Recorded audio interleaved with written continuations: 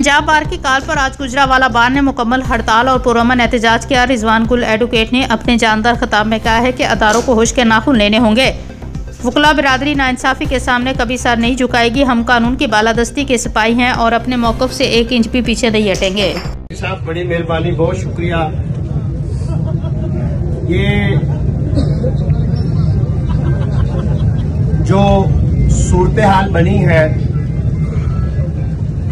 उस कातिल एसएचओ ने जो ट्रिगर को दबाया है, आज हमें ये देखना होगा कि उस एसएचओ में इतनी जुर्रत कहां से आई। जब तक हम मर्ज को नहीं समझेंगे, उसकी तशखीस नहीं करेंगे, तब तक ये मर्ज और ये सिचुएशन नहीं बदलेगी।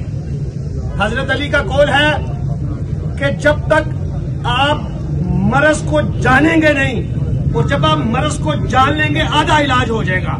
तो वो ट्रिगर में पावर कहां से आई, उसने ये जुर्रत कब की, उसके लाशऊर से वो आर्डर कैसे आया।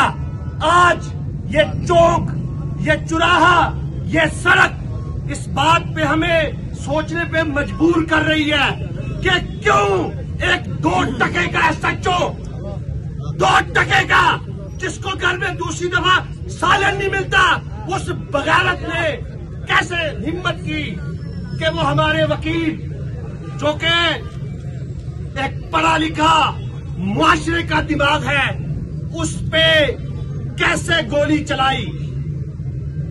तो मेरे भाइयों, मेरे गयूर दोस्तों, मैं मानता हूं कि आज डर की फिजा है।